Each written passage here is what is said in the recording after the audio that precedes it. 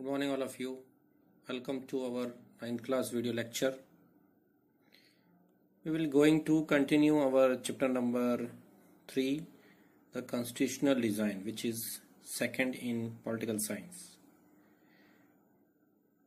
In my first video, we will discuss about the problems facing by the African peoples from the white government and how they fight and get their freedom. हमने पढ़ा उसमें कि किस तरह से उन्होंने struggle किया African लोगों ने और उन्होंने कैसे अपने को आज़ाद किया और कैसे आज़ादी पाई और किस तरह से नेल्सन मंडेला ने अपनी लाइफ फ्रीडम के लिए लगा दी और जब साउथ अफ्रीका इंडिपेंडेंट हुआ तो उन्हें प्रेसिडेंट बनाया गया। जैसा मैंने प्रीवियस वीडियो में कहा था कि आप लोग अपने नोट्स को अपडेट करते रहिएगा, मेंटेन करते रहिएगा ताकि आपको एग्जाम्स में प्रॉब्लम फेस नहीं करनी पड़े। Let's start today's video. After the emergence of the new democratic South Africa, black leaders appealed to fellow black to forgive the white for the atrocities they had committed while in power.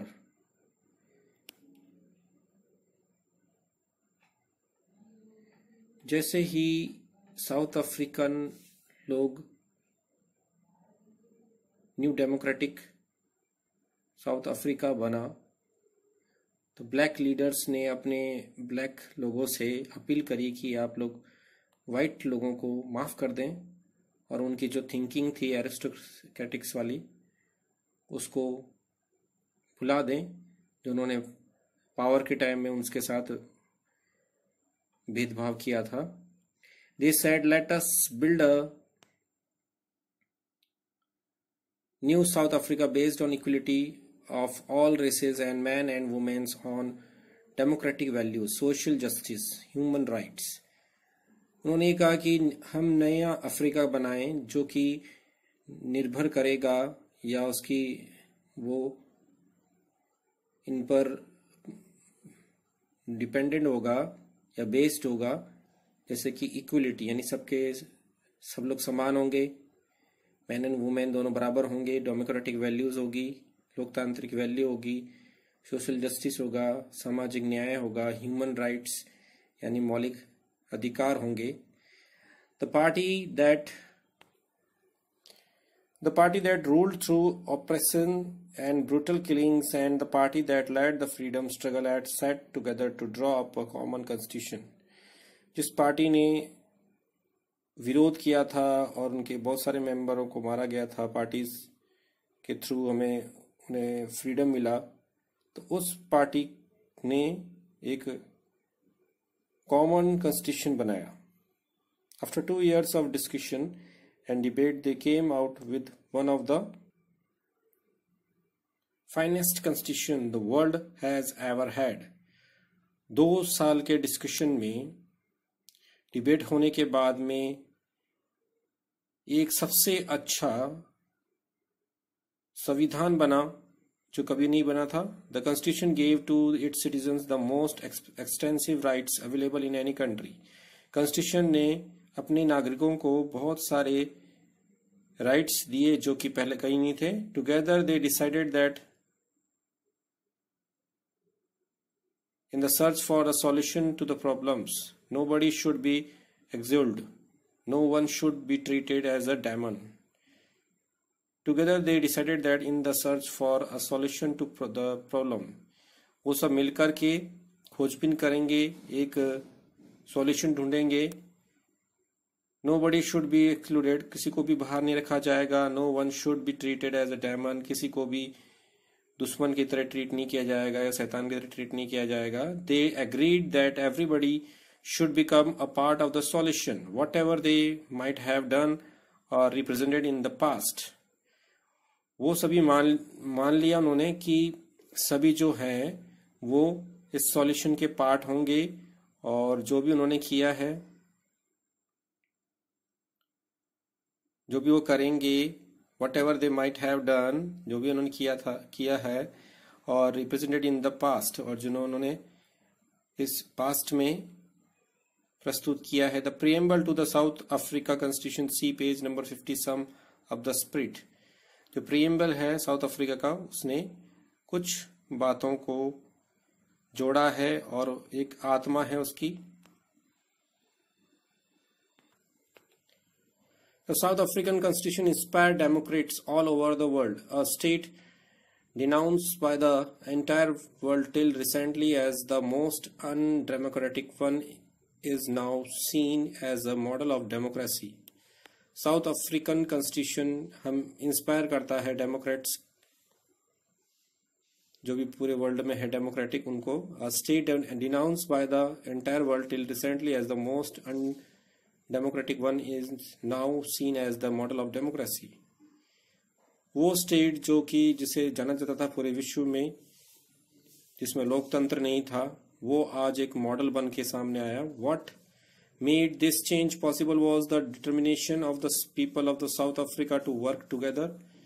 ये changes कैसे आया, ये सब possible हुआ है south African लोगों के कारण से, क्योंकि उन सब ने मिलकर के एक निर्णय लिया है, या हम कह सकते हैं वचन लिया है, to transform bitter experience into the binding blue of a rainbow nation. South Africa के लोगों ने कहा है कि वो आपस में मिलकर काम करेंगे और बदलेंगे एक बिटर एक्सपीरियंस से, बिटर मतलब एक कड़वे अनुभव से, एक रेनबो नेशन बनाकर के जो चिपका हुआ होगा, एक साथ रहेगा, यूनिटी रहेगी उसमें। Speaking on the South African constitution, Mandela said. South African constitution के बारे में मंडेला ने क्या कहा है? The constitution of South Africa speak of both the past and the future. Constitution of South Africa past और फ्यूचर दोनों के बारे में बात करेगा। On the one hand it is a solemn pact in which we as South African declare to one another that we shall never permit a repetition of our racist, brutal and repressive past. एक हाथ में सोलेमन pact है और south African ये declare करते हैं कि हम कभी भी परमिट नहीं करेंगे, यानी हम आज्ञा नहीं देंगे जिससे कि रिपीटेशन हो इस रेशियस यानी रंग भेद की नीति का, जिसमें बहुत निर्दयता से उन्हें मारा गया था, दबाया गया था। इतिहास को दोबारा लौटने नहीं देंगे। But it is more than that, it is also charter for the transformation of our country into one which is truly shared by all its people. लेकिन ज्यादातर लोग एक चार्टर जो कि जिसने हमें बदला है कंट्री को, उसमें सभी लोगों को बराबर, a country which is the fullest sense belong to all of us. वो कंट्री जो जिसमें पूरी तरह से लोग आपस में समझते हैं एक दूसरे को, black and white, women and man, जिसमें सारे जो काले सफेद आदमी औरत सब एक साथ रहेंगे। जो पिक्चर है उसके बारे में लिखा गया है, this image capture the spirit of South Africa today, South African call themself rainbow nation. ये जो इमेज रखी गई है, ये स्पिरिट है साउथ अफ्रीका की, आज के समय की। साउथ अफ्रीकन अपने आप को एक रेनबो नेशन मानते हैं। Can you gas why? ऐसा क्या आप पता कर सकते हैं कि ऐसा क्यों है?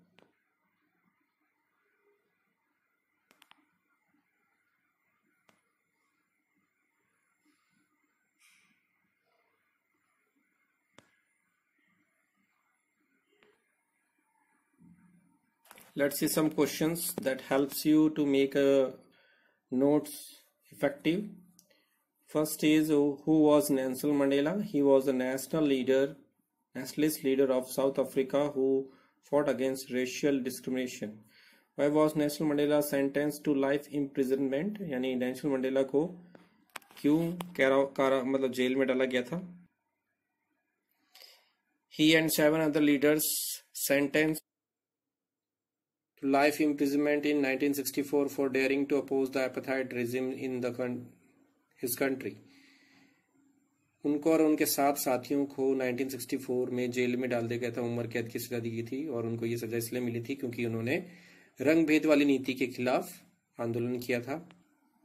When was the new national flag of the Republic of South Africa hoisted for the first time? At the midnight of 26 April 1994. कि कब साउथ अफ्रीका का झंडा फहराया गया था first time. And how many years of his life Nelson Mandela spent in jail? 28 years. Nelson Mandela कितनी साल तक जेल में गए, जेल में उम्र कैद काटी थी? 28 years तक. Which type of tactics did the white racist government of South Africa use to continue to rule?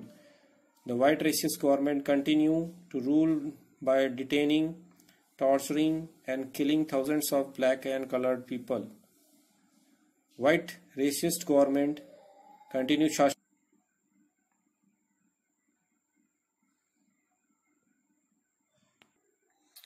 Name the umbrella organization that led the struggle against the policies of segregation. ANC, African National Congress. Define apartheid. It was a policy of racial segregation under which all people were classified and separated on the basis of race. Many restrictions were imposed to the black who form more than 80% of the population. ये वो policy है जिसके through सबको अलग किया जाता है, जिसमें ज़्यादातर ब्लैक पीपल्स को और उन पर रेस्ट्रिक्शन लगाए जाते हैं, यानी पाबंदियां लगाई जाती हैं, और जो कि पूरे अफ्रीका के 80% को वो पॉपुलेशन है. Define segregation. सेग्रीगेशन होता क्या है? Under the this black of the South Africa were discriminate from the white. इसके अंदर ब्लैक लोगों को ब्लैक ऑफ साउथ अफ्रीका को डिस्क्रिमिनेट किया जाता है, वाइट लोग अलग करते हैं उन्हें. Under this policy black were forbidden from living in white areas. इस पॉलिसी के अंडर में ब्लैक लोगों को व्हाइट लोगों के एरिया में जाने से मना है. Train, buses, taxis, hotels, hospital, school, cinema halls, public toilets, ये सारे बताए गए कि इसमें ब्लैक पीपल्स को बैठना मना है. जैसा कि अपने महात्मा गांधी की स्टोरीज में आपने देखा है कि किस तरह से गांधी जी को ट्रेन से बाहर निकाल देते हैं, उनके पास में टिकट होता है तो भी. तो ये एक एग्जाम्पल है कि किस तरह से स्ट्रगल कर रहे थे साउथ अफ्रीकन लोग. Why do we need a constitution? Constitution हमें क्यों चाहिए? South African example is a good way to understand why we need a constitution and what do constitution do. South African example एक अच्छा उदाहरण है कि हमें कॉन्स्टिट्यूशन की जरूरत क्यों है और इसे क्यों बनाया जाता है, ये करता क्या है. The oppressors and the oppressed in this new democracy were planning to live together as a equal. Oppressor या ऑप्रेस्ड, ऑपरेसर जो ऑप्रेस करने वाले और ऑप्रेस्ड जो दबे थे, जिनके ऊपर शोषण किया गया था, डिस्क्रिमिनेशन किया गया था व्हाइट गवर्नमेंट के थ्रू, उन सब लोगों ने मिलकर के एक ऐसे प्लानिंग करी जिसमें दोनों का समान अधिकार था. It was not going to be easy for them to trust each other. ये एक आसान काम नहीं था कि जिसमें दोनों एक दूसरे पर विश्वास करें. They had their fears. उनके मन में डर था. They wanted to safeguard their interest. वो दोनों ही चाहते थे कि अपने अपने इंटरेस्ट को बचाया जाए. The black majority was keen to ensure that the democratic principle of majority rule was not compromised. Black majority का ने यह इंश्योर किया था, यानी विश्वास दिलाया था कि democratic principles of majority rule was not compromised. Democratic principle of majority को कॉम्प्रोमाइज नहीं किया जाएगा. They wanted substantial social and economic rights. वो चाहते थे कि एक सोशल और इकोनॉमिक राइट सबको मिले. The white minority was keen to protect its privilege and property. White minorities को privilege मिलता था, उन्हें बचाया जाता था उनकी प्रॉपर्टी के लिए. After a long negotiation, both parties agreed to compromise. लंबे विचारों के बाद में, डिस्कशन के बाद में दोनों पार्टीज आपस में एग्री हुई, कॉम्प्रोमाइज किया उन्होंने. white agreed to the principle of majority rule and that of one person one vote. white लोगों ने एग्री हो गए मेजोरिटी पर, प्रिंसिपल ऑफ मेजोरिटी पर, जिसमें सभी को अधिकार मिलेगा, यानी एक पर्सन एक vote. They also agree to accept some basic rights.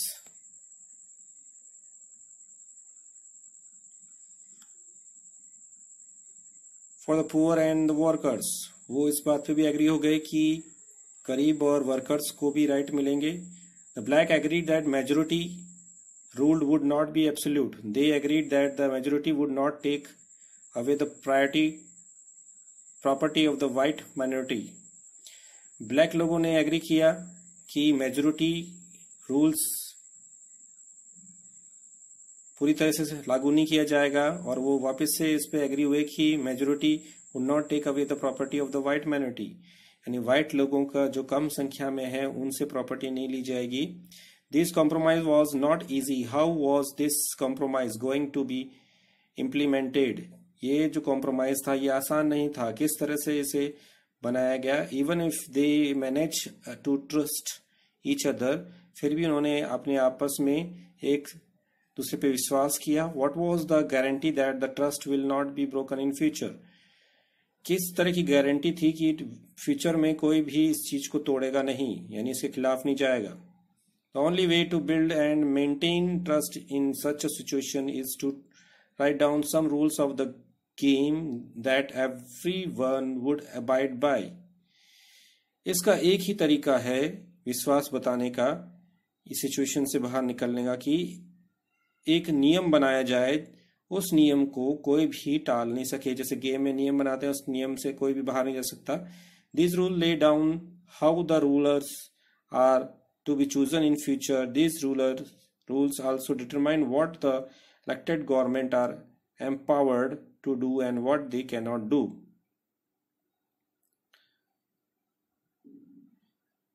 These rules lay down how the rulers are to be chosen in future.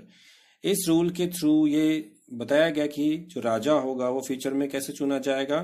These rules also determine what the elected government are empowered to do what they cannot do.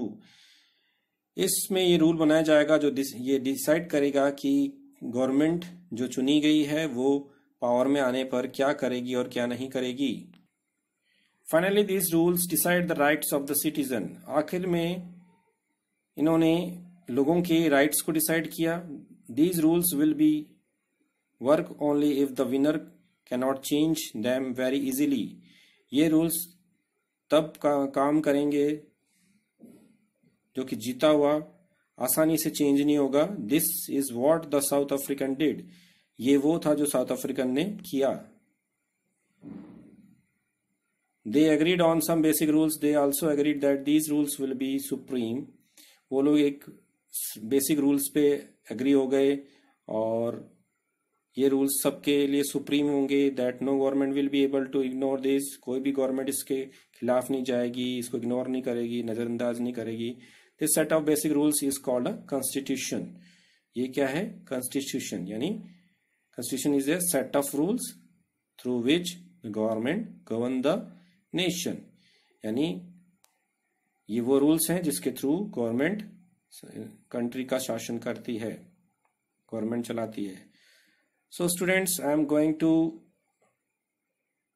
end my video. I hope you all are happy and healthy at your home and use sanitizations. Take care of health. Do your study properly. Do yoga timely. It will improve your immunity system and follow the guidelines of the government. Don't go outside without any reasons. God bless you and bye.